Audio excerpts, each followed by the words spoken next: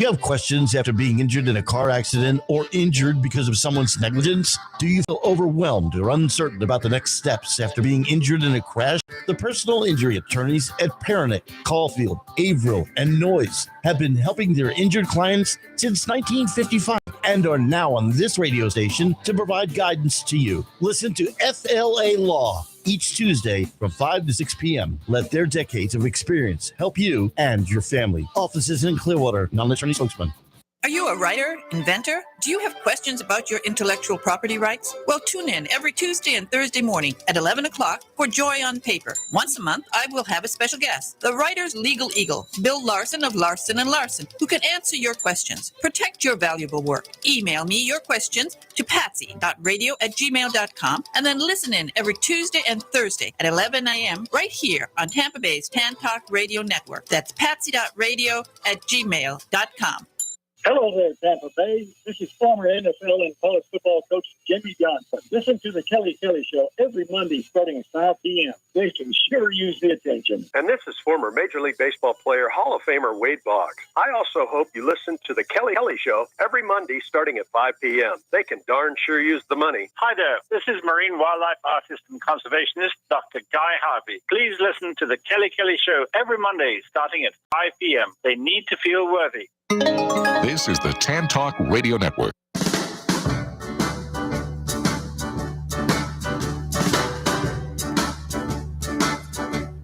Oh, well, I'm the type of guy who will never settle down. Where pretty girls are, well, you know that I'm around. I kiss them and I love them, cause to me they're all the same. I hug them and I squeeze them, they don't even know my name. They call me the Wanderer, yeah, the Wanderer. I roam around. Oh, well, there's Flo on my left arm and there's Mary on my right. And Janie is the girl, well, that I'll be with tonight. And when she asks me which one I love the best, I tear open my shirt and I show a Rosie on my chest, cause I'm a wanderer, yeah, a wanderer. I roam around. Oh, yeah. Remember Dion? That was one of his best. Good morning. Welcome to Freedom Works and Paul Molloy Show. Yes, I am Paul Molloy, and along with my buddy and partner, Big Ed Davis, thank you for joining us. It is Wednesday, July the 19th. We are running through this month rather quickly, are we not? We have a lot going on today. I mean, a lot. We are going to be talking in a few minutes with George Beebe of the Quincy Institute on Russia's decision to block Ukraine from exporting grain and other food items during the war, and how it will worsen hunger, number one, and hike food prices. So stay tuned for that, just a few minutes. And two whistleblowers in the Hunter Biden probe will testify today of a cover-up and a slow walking of any real action against the president's son. And we're going to take a look at that as well. And Donald Trump does an Iowa town hall last night. He calls out what may be his third indictment. Would you believe a third indictment coming up later this week? This one supposedly involving the January 6th incident at the Capitol building. We are going to discuss that as well. And we got a good one, a real good one in our ultimate top 10. The top 10 U.S. cities with the worst drivers. We'll even explain how they came up with it. So stay tuned for that towards the end of the show. By the way, Freedom Works is sponsored by Andrew's Master Barbershop in the Overcash Plaza in Dunedin. I've been saying this for a long time. I have never found a better place to get a haircut, man. Best haircut, great price. They're open Tuesdays through Saturdays. Call first for your appointment, 727-733-3773. Also, we're sponsored by Arbor Life Tree Service. I've worked with them. They are great. They are professional, whether it's tree enhancement, tree removal, stump grinding, whatever. Arbor Life is Tampa Bay's premier tree service. Call them today for a free estimate, 727-330-1999.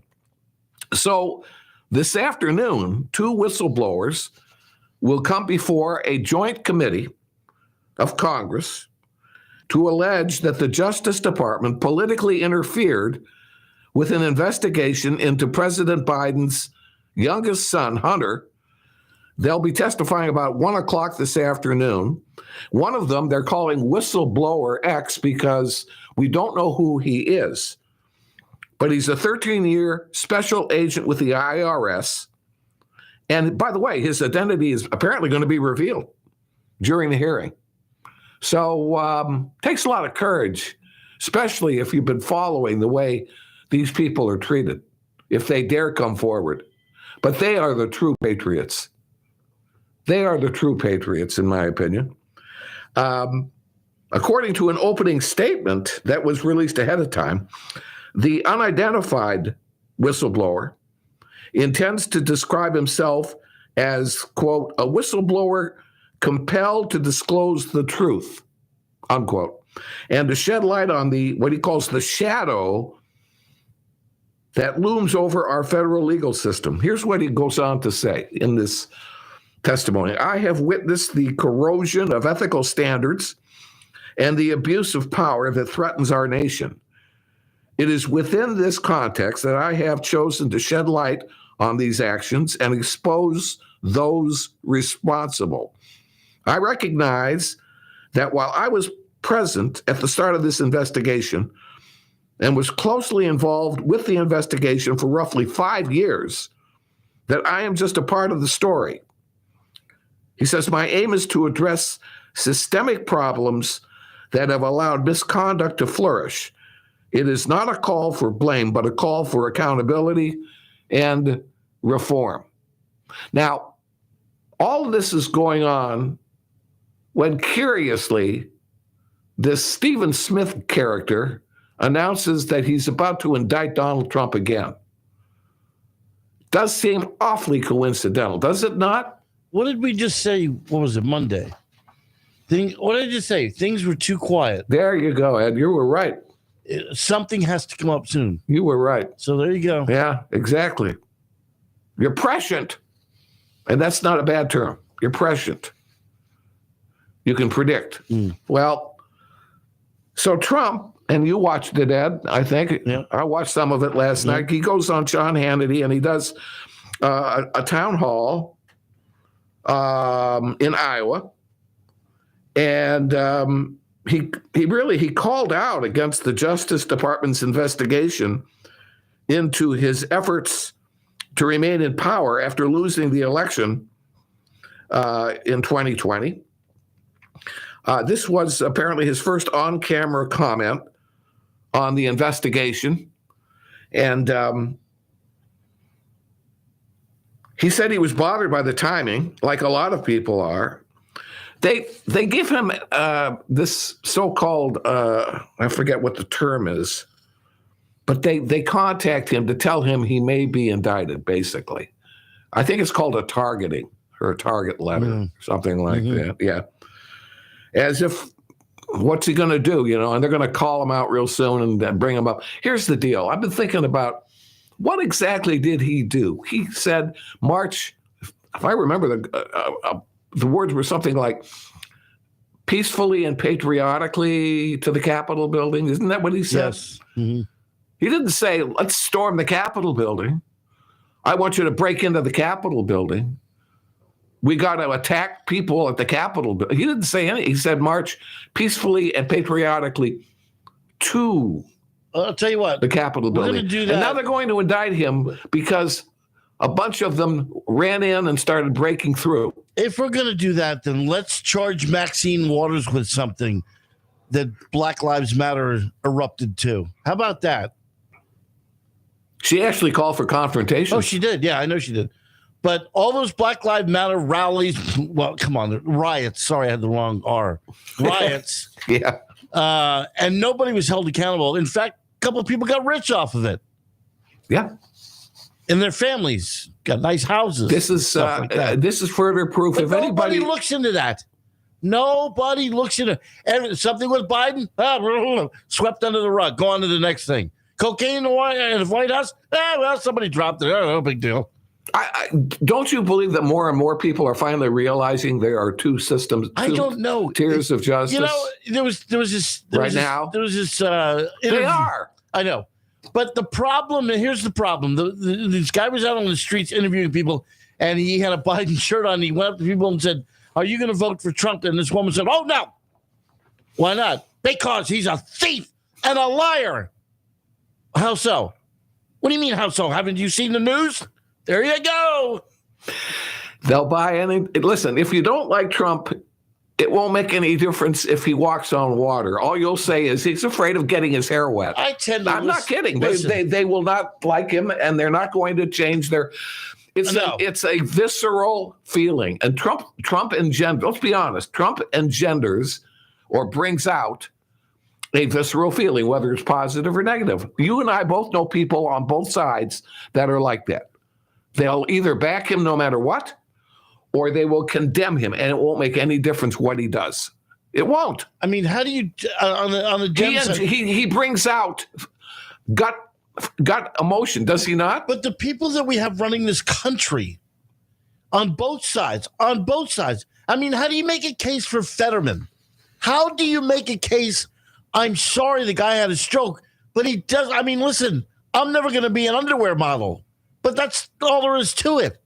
I think he'd make a good underwear model. You're going to put this guy and he can't form a sentence? Sure, if he was Biden's secretary, he'd be a perfect secretary for Biden. Because the two of them couldn't put a sentence together. Did you see Biden nodding off with the president of Israel yesterday?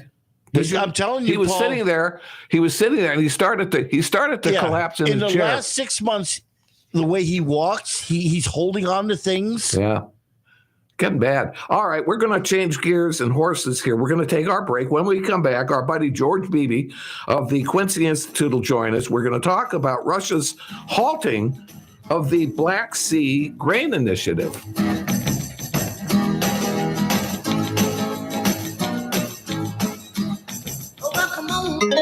This is the Tan Talk Radio Network. Men, when it's time for your next haircut, if you don't visit Andrew's Master Barbershop, then you won't get the best haircut in Tampa Bay. First off, their staff consists of the best barbers you're going to find. They'll give you exactly the cut you want. Second, you won't find a better haircutting environment. Sparkling clean, modern, and comfortable. And third, the price. They beat any of those expensive hair salons, and seniors get a terrific discount. Andrew's Master Barbershop, it's located in the Overcash Plaza in Dunedin. That's on Overcash Drive, just north of State Road 580. It's open Tuesdays through Saturdays, and you just call for your appointment at 727-733-3773. That's 727-733-3773. Arbor Life Tree Service is Tampa Bay's finest tree service company. From trimming, pruning, fertilizing, and insect control to grinding and removal, you get an experienced, ISA certified, and veteran-owned firm that can do any tree job, large or small. With our fully equipped fleet and trained crew members, we care for trees of all sizes, whether you're government, contractor, business, or homeowner. Don't trust just anyone with a chainsaw. Call Arbor Life Tree Service at 727-330-1999 for a quick and free estimate. That's 727-330-1999. Arbor Life Tree Service. They go out on a limb for you. This is the Tan Talk Radio Network.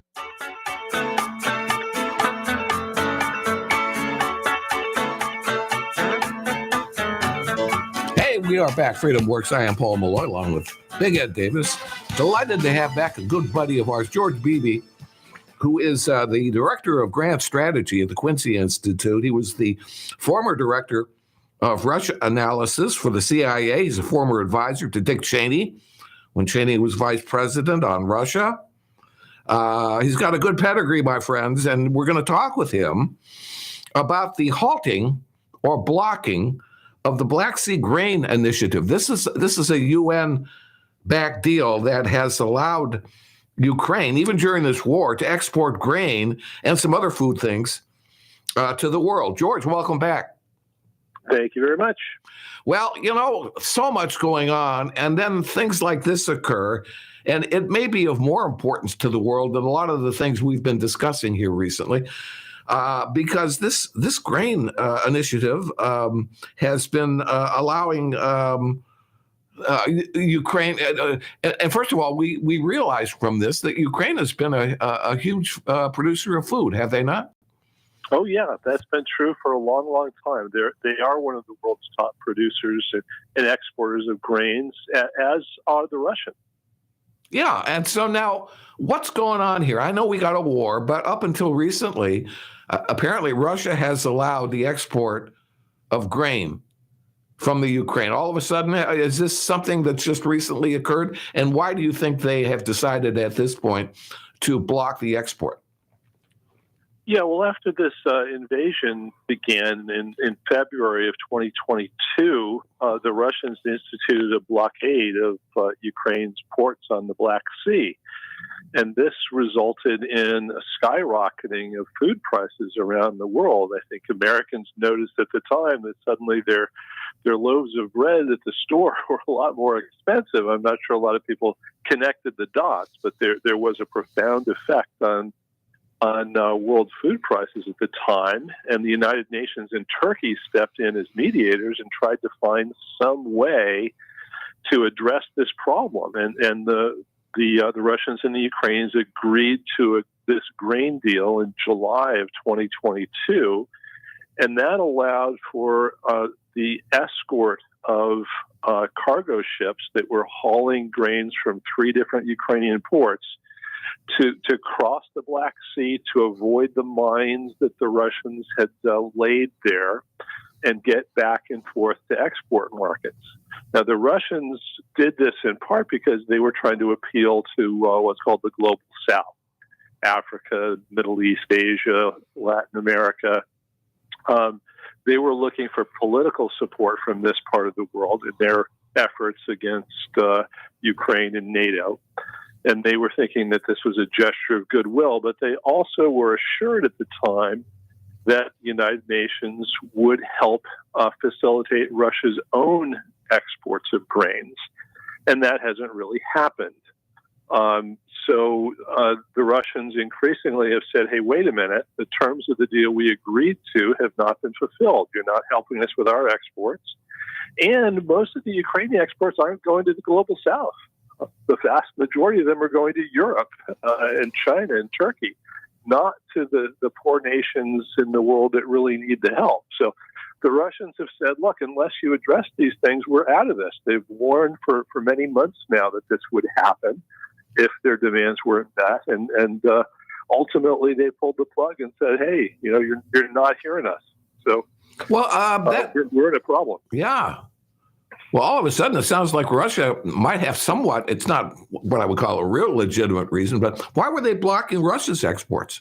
Or what was going on with that? Well, see, the Russian food exports are not specifically targeted by Western sanctions, but Western sanctions have interfered with the ability of the Russian bank that actually handles these transactions for these food exports to get access to the world financial system, essentially. And so this has been a big problem.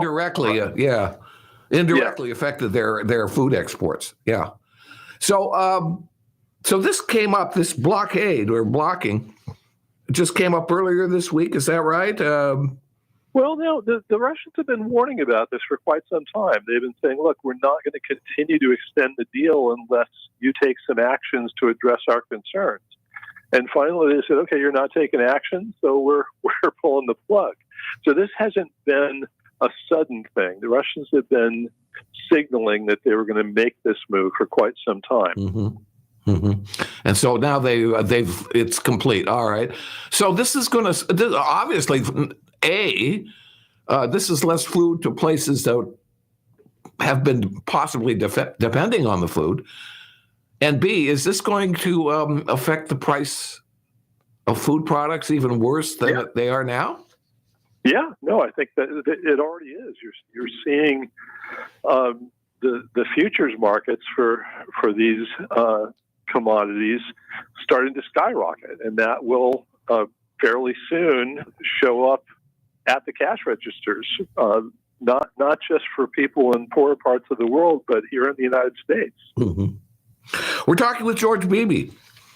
Currently, he's the director of Grand Strategy. I love that, by the way. That's a great title.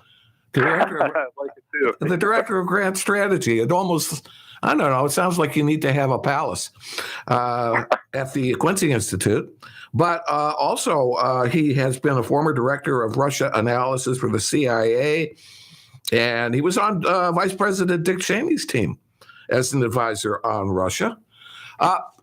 George, let me expand on our discussion a little bit here. Are we going to see, in your opinion, are we going to see an end to this Ukraine war in the near future? What is your crystal ball telling you?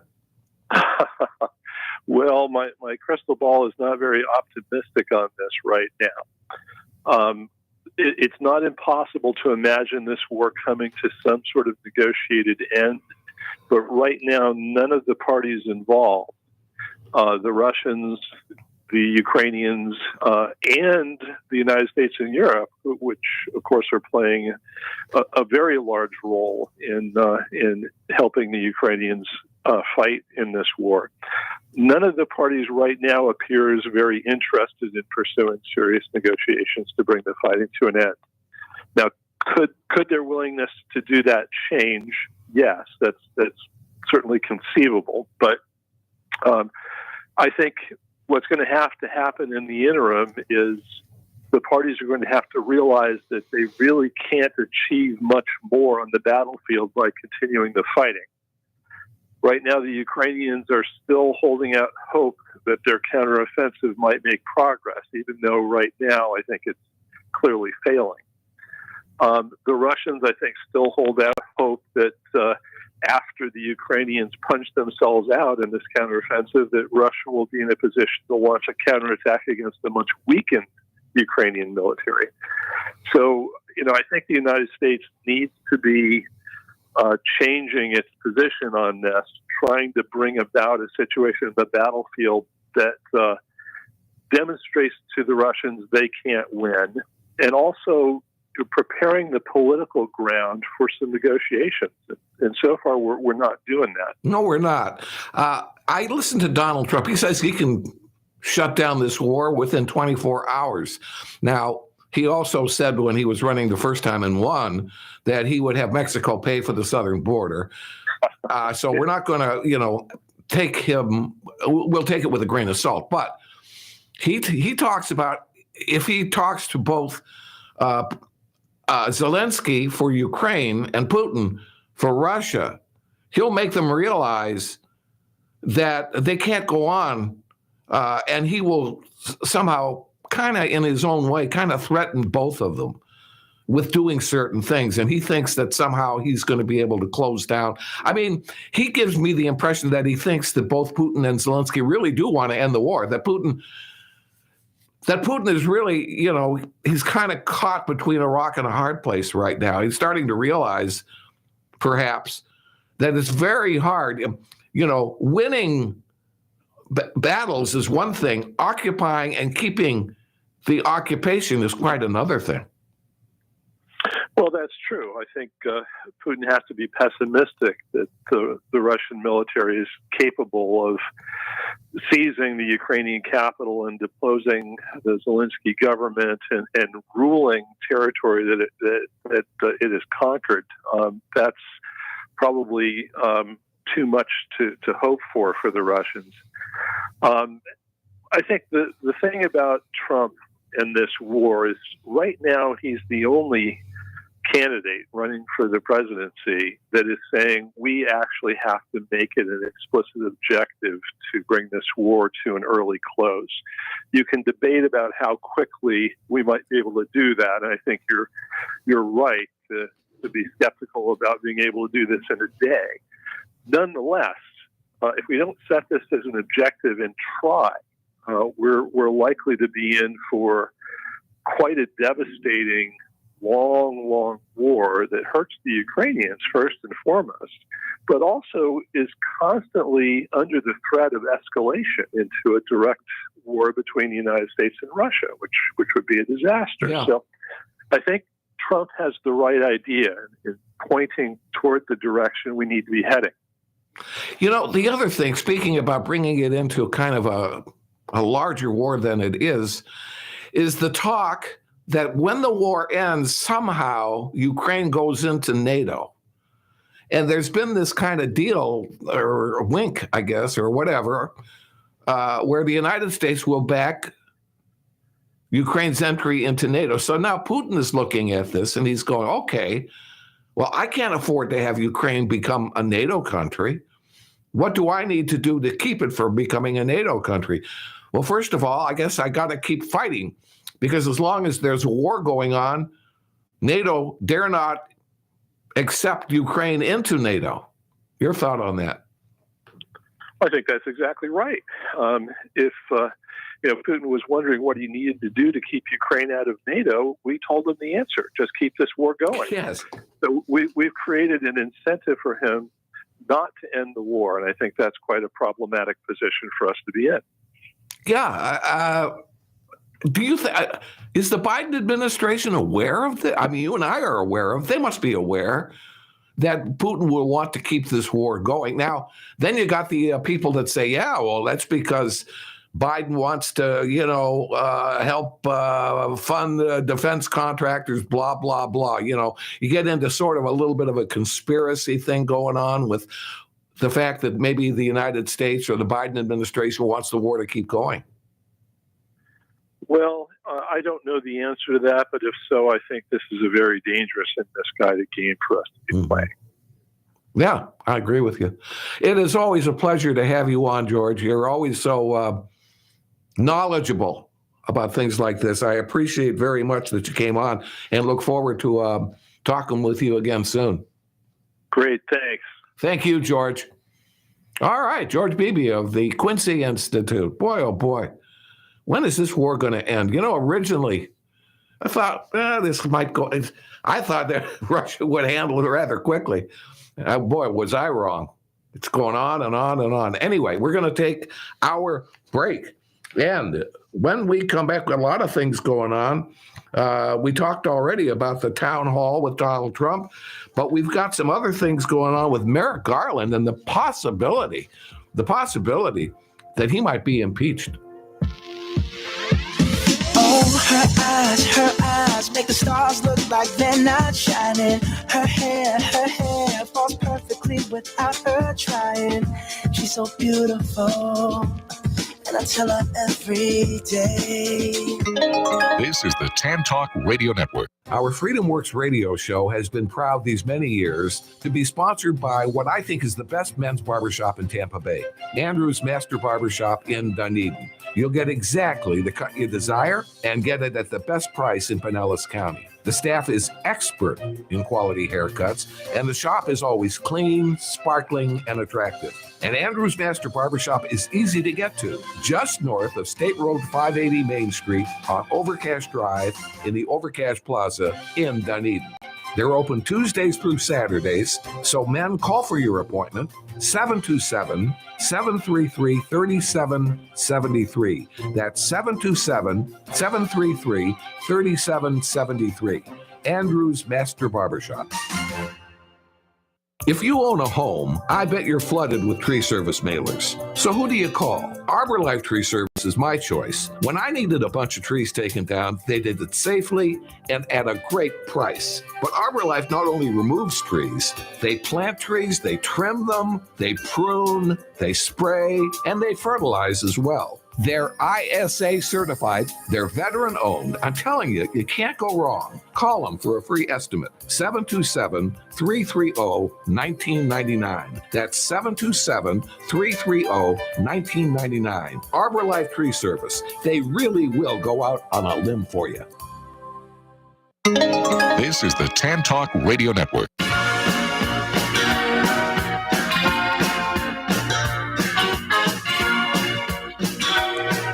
Back. Freedom Works, and we thank you so very much for being with us. Here's something of interest. With all this other stuff going on, between Biden and Trump and everything else, House Republicans are debating whether to focus impeachment efforts on Merrick Garland. He's the Attorney General. And this comes after the Speaker of the House, Kevin McCarthy, suggested that an inquiry be going on against Merrick Garland. He first elevated this topic with a tweet last month, touting the testimony of these IRS whistleblowers. And they're going to be talking again, I think, around 1 o'clock this afternoon. But here's Merrick Garland, and all these things are going on. We can't find the cocaine and Justice Department and the FBI and all of these indictments against Donald Trump and all of the delay on Hunter Biden. So finally, maybe we're getting less wobbly. I say we, Republicans may be getting less wobbly with this, and maybe they should just bring old Merrick Garland into all of this this time and trouble. So we got our buddy, Master Barber Andrew Cerasi has joined us. And Andrew, I think I know what you were doing around 9 o'clock last night. Yes, you do, my friend. And I was listening to the Donald, and I'll tell you what, he's going all the way, buddy. And they keep another indictment against him. What is wrong with these people? Do they think the American people are that stupid? Yeah, in fact, here's an interesting thing that I found. Another indictment of Trump, this time in relation to January 6th, is undoubtedly a legal risk, but could further galvanize his campaign. They're galvanizing it all right. They're making it stainless steel, buddy. They aren't going to be able to destroy it.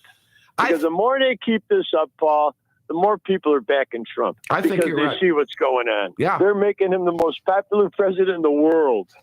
Do you think this is kind of sucking the oxygen out of the Ron DeSantis campaign a little bit? I think the balloon is deflated, Paul. Do you? Yeah. And the rest of them? And then last night when Trump says he could end this war, let me tell you something. The people themselves, if they really knew what's going on with this war, Paul, cities are obliterated, right? Apartment buildings destroyed, hospitals, schools, cities. How come, only 5 people got killed today? I'd like to know the real death count, Paul, because I guarantee you there's got to be over 100,000 people killed in the Ukraine. Yeah, that's a good point. And I have heard that there are a lot of people, and these numbers are not being honestly published. Well, they don't even publish any numbers. Yeah. I'm old enough to remember that during the Vietnam War, they were not publishing the numbers, and, they were keeping those numbers. I'm sure they were probably doing it during World War II and possibly the Korean War, too. Well, if the people knew how many people are getting killed, I believe Trump could end this war in a day. Yeah. Okay. He says one thing. He's not concerned about who's winning. He wants the killing stopped. And you know what? He's right. And if the people knew what was going on, they'd put an end to it themselves. Yeah. They'd get rid of this administration that's feeding this war. Putin wants it stopped too. Putin's losing face. He'd look for any agreement. You know what? Trump's the one that can do it. And, like you said, they didn't give him money for the wall. Well, Paul, if he got money out of Mexico in a lot of different ways, okay? Yeah. Roundabout ways. How many billions of dollars did they have to put up? They have 28,000 soldiers there. Well, I was just going to say, and he brought that up, and that is a good point. In many ways, he did have Mexico pay by bringing the police forces of Mexico up to the wall to help slow down the entries. And Paul, how many billions of dollars did he get from China, who's taken us over?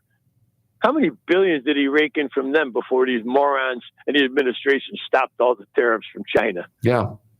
Okay. Well, here's the thing with Donald Trump. He's willing to go and talk with these leaders and sit down with them. As an example, with the Ukraine war, he says, and he will do it, and we know he will. He will go over there and he'll sit down and he'll talk with Zelensky. And then he'll go over and he'll sit down and he'll talk with Putin.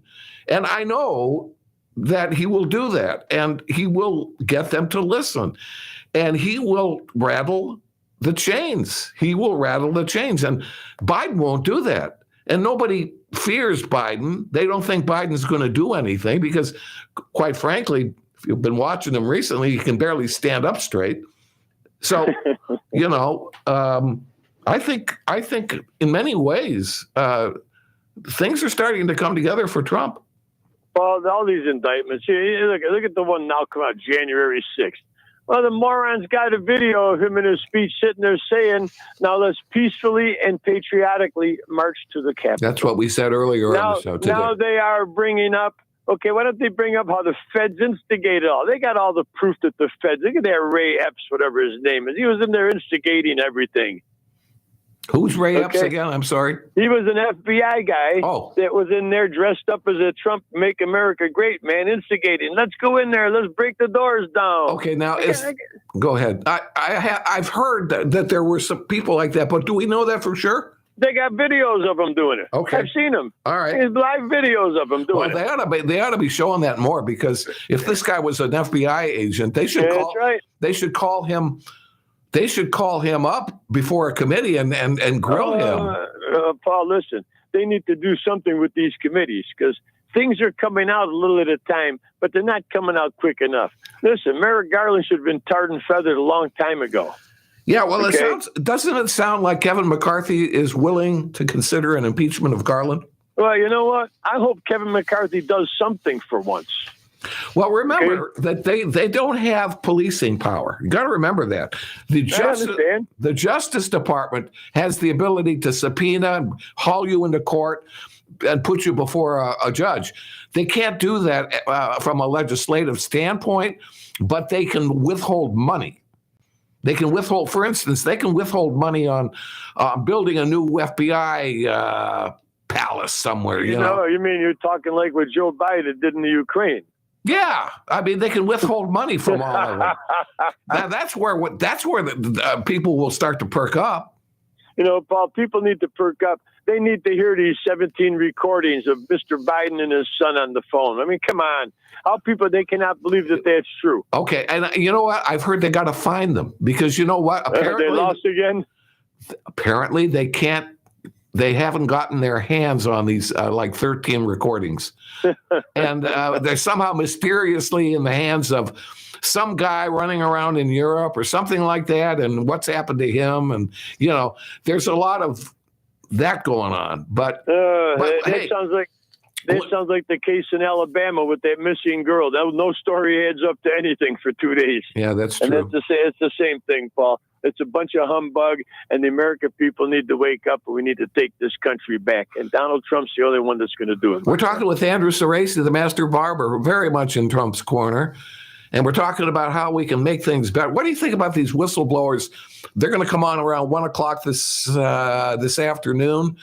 Do you think, by the way, that this nut that's trying to indict Trump for the third time, I guess his name is Jack Smith, do you think he's tried to do this because of the whistleblowers that have recently been coming forward? Of course. Paul, everything is time. It is the weaponization of our government against the American people. It is tyranny, period. Yeah. And our Constitution says we have the right to take over our government, my friend.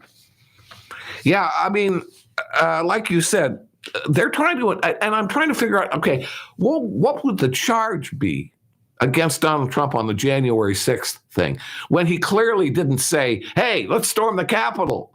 He said, let's march peacefully and patriotically to the Capitol. The Democrat Party reminds me of the old Romans. Okay, look at the charges they had against Jesus. Yeah. This is the same thing. The Democrat Party is trying to do the same thing to Trump. The only thing is, I don't think there's going to be too many Pontius Pilates. I think there's going to be 80 million people standing behind Trump, my friend. Well, so far, you're right. It's looking, like you say, it's getting better and better for Donald Trump. I got news for you. People who? Ron DeSantis who? You think so? I know so. Wow. Maybe Trump's use of words, let's peacefully march. What seems to work and not get caught is he should have said something like, let's kick it and steal us some free stuff. That's right. That would have been fine.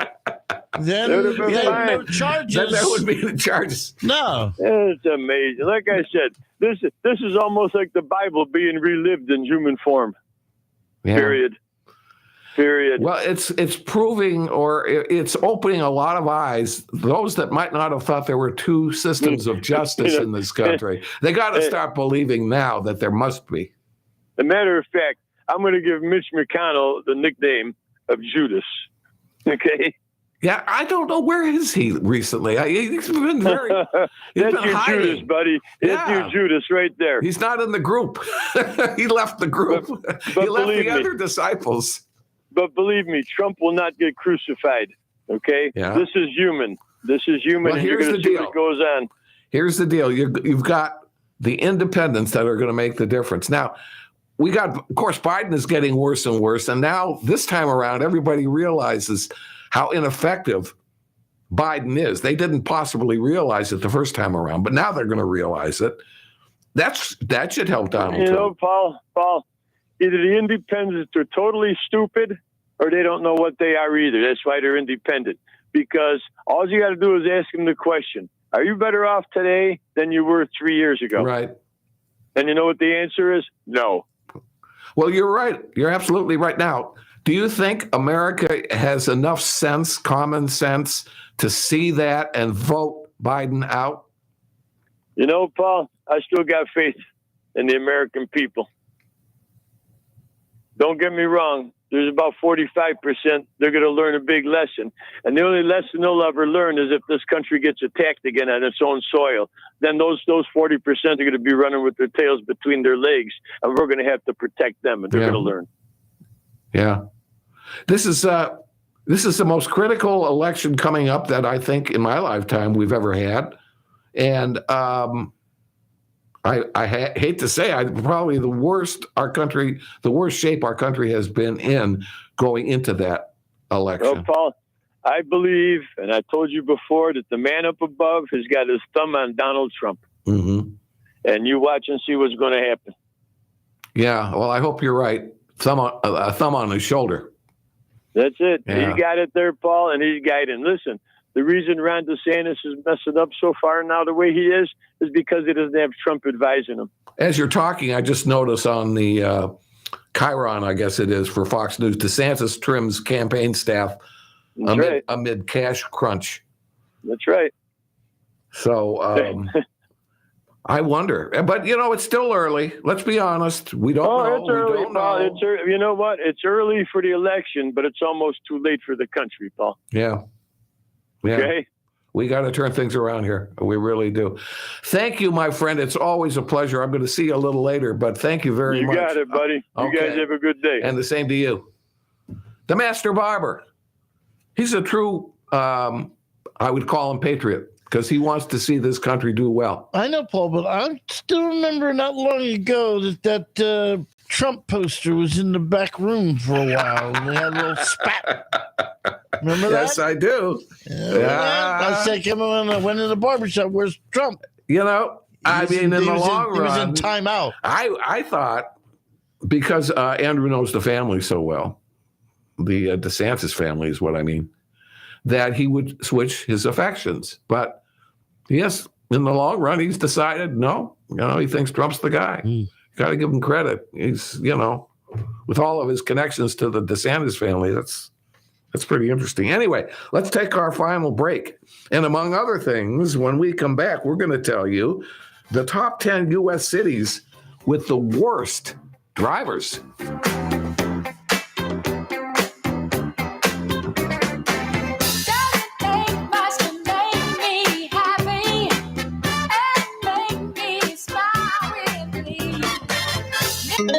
This is the Tan Talk Radio Network. Arbor Life Tree Service is Tampa Bay's finest tree service company. From trimming, pruning, fertilizing, and insect control to grinding and removal, you get an experienced, ISA certified and veteran-owned firm that can do any tree job, large or small. With our fully equipped fleet and trained crew members, we care for trees of all sizes, whether you're government, contractor, business, or homeowner. Don't trust just anyone with a chainsaw. Call Arbor Life Tree Service at 727-330 $19.99 for a quick and free estimate. That's 727-330-1999. Arbor Life Tree Service. They go out on a limb for you.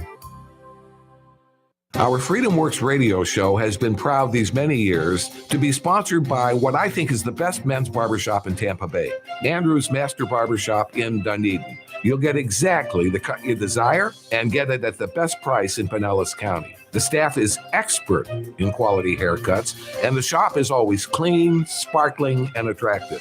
And Andrew's Master Barbershop is easy to get to, just north of State Road 580 Main Street on Overcash Drive in the Overcash Plaza in Dunedin. They're open Tuesdays through Saturdays, so men, call for your appointment, 727-733-3773. That's 727-733-3773. Andrew's Master Barbershop. This is the Tan Talk Radio Network.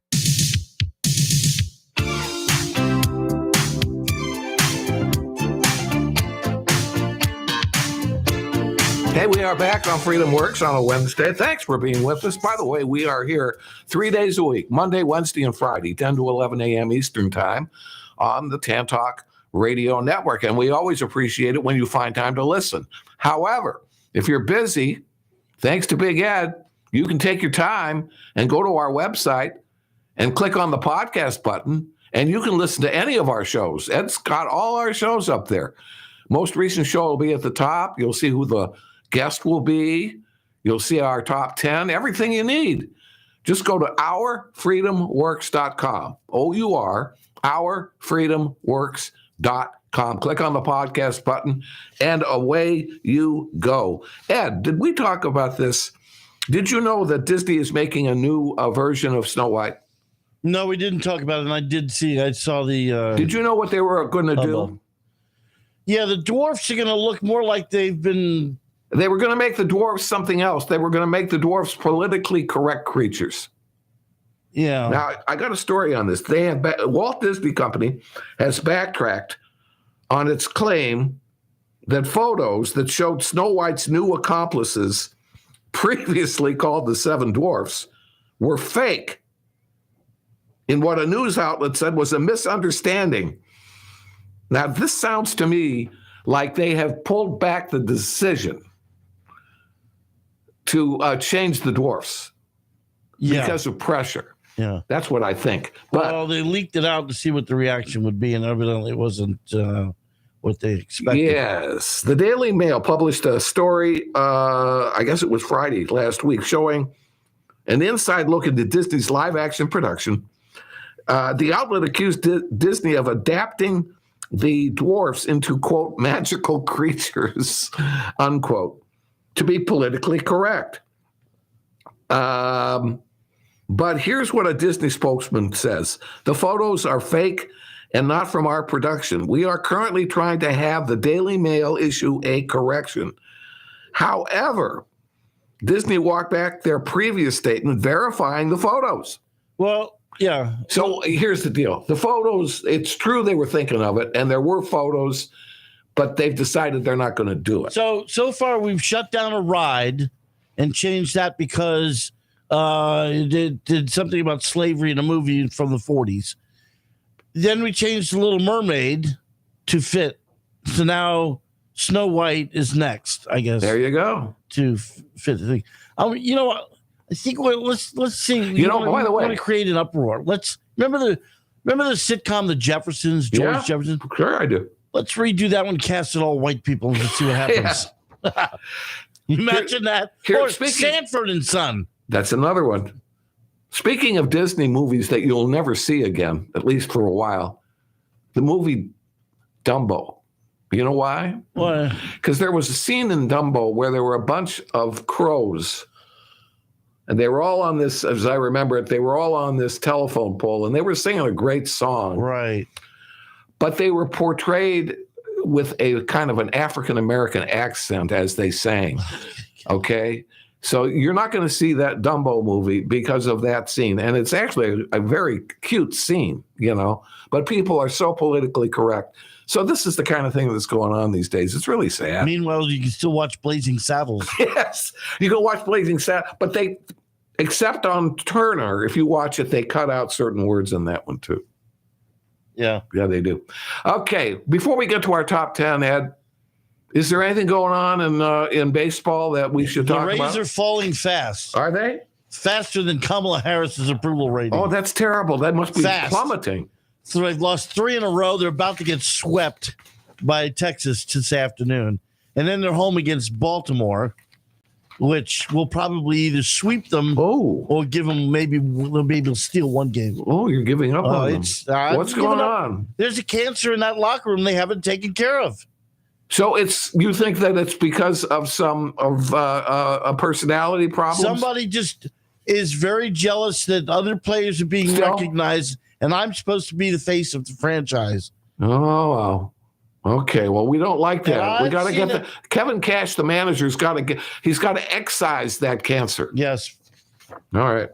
Time for our top 10, Ed. These are the top 10 U.S. cities with the worst drivers. Oh, boy. Yeah, there's a lot of them, but it's based on consumer affairs analysis, and the study reviewed crash data from the U.S. Department of Transportation and info included in the National Highway Transportation Safety Administration's what they call fatality analysis system.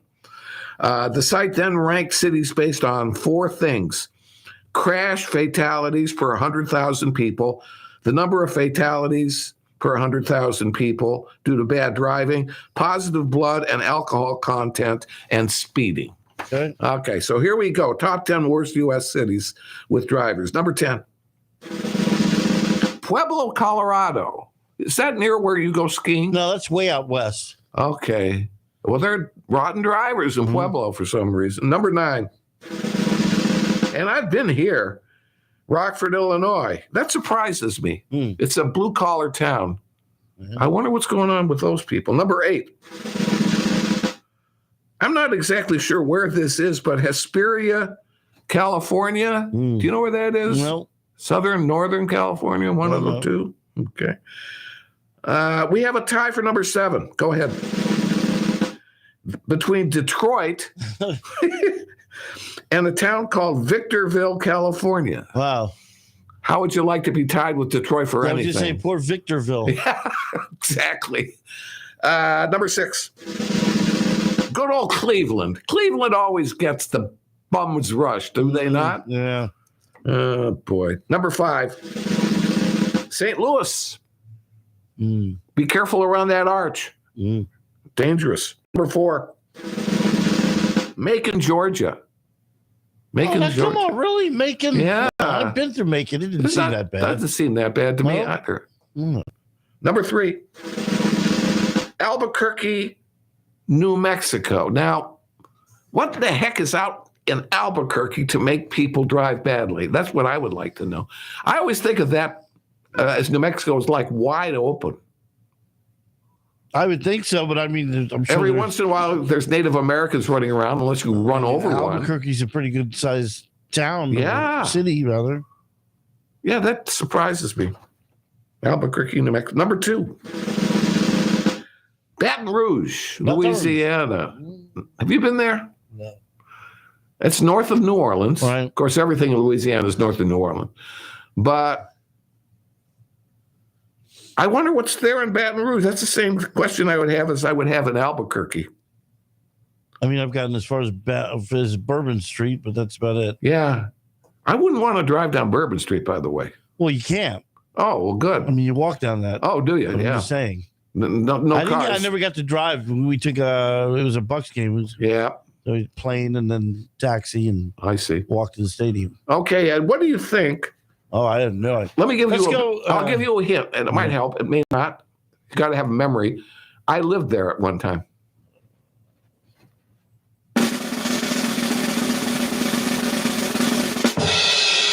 You remember any of the places I lived? And maybe it's because I was there that they became rotten drivers, by the way. Alabama, something like that. I did live in Auburn, Alabama. You're right. but that ain't it. In that area? No. Illinois? Somewhere? That was another place I lived, but that ain't it either. Mm-hmm. There's one other place. I can't remember. No. Memphis, Tennessee. Memphis, Tennessee has got the worst drivers. I'm so ashamed of my old hometown, Memphis. And I don't know why. I'm trying to think of what there would be in Memphis. I mean, if you go too far west, you'll drive into the Mississippi River because it's right on the border there. But that's the way it goes. All right. Well, hey, thank you so very much for being with us. We will be back Friday. In the meantime, drive safely. And remember, freedom works.